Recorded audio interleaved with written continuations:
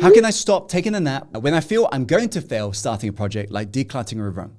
I worry, what if I can find the place for something, for example. So you've noticed what your natural trigger is, right? So let's say you're here, right? You've noticed your trigger, right, is right now this task. Yes? And you've noticed what this trigger makes you tend to do. Because right now, if you think about it, there is an outcome you're wanting, but once you hit that trigger, what you tend to do is actually often go back. In your case, it's to nap, right? For some people, their case is to watch some cat videos on YouTube, right? It's kind of the same, right? It brings a level of relaxation, if that makes sense. So it's about firstly realizing, what's the first step towards change? Well, you cannot change what you haven't yet noticed. You're noticing what you're noticing, right? That's first step done. That's great, all right? True, by the way. The second step, though, is about us realizing then, how can you ensure you become aware of this? Is the mastery of your trigger. Because life will trigger you. Life will.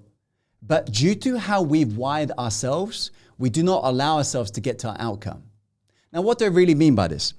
You see, most of us, throughout our lives, we have forgotten that the purpose of life is to be alive. Not just to create a safe life, but an alive life. Because a safe life, if you think about it, if it's all about safety, then we should lock you in your bedroom, we come feed you breakfast, lunch, and dinner, don't move, safe. But by that very definition, that's also kind of like a prison. True. So we don't want a safe life, you want an alive life. You want an expansive life, something that makes you feel happy, that makes you, elevates you, that grows you, that enhances your soul. True. But by that very definition, that means that's all out of your comfort zone. Yes or no? Now, is that your survival brain's tendency to get out that comfort zone? Or is it tendency to resist it? Of course, it resists it. It begins to create this circle of sameness. And amongst this circle of sameness is the things you tend to do every day to maintain the sameness. Following so far, by the way. One of the things we begin to do to maintain the circle of sameness is we create rules of what we tend to do and not do. And it sounds something on the lines of this. I will do things, Tim, if it makes me feel not overwhelmed. But I will definitely not do it if it overwhelms me. If it makes me feel good, Tim, I'll do it. If it makes me feel bad, I will not do it. I mean, know what I'm talking about. So we create all of these unconscious rules of what we tend to do or not do, right? All based upon this circle of sameness.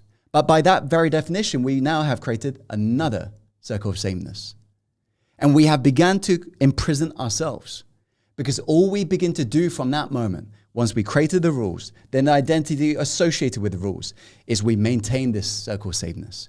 And anytime someone begins to say, hey, are you sure this is true? You begin to defend this construction of reality. So you and I know you cannot free yourself until you free yourself from the prison of these false thoughts. But the problem is we secretly love the prison we created for ourselves. How do you know that to be true? Because observe, why do you do or don't do the things you do every day?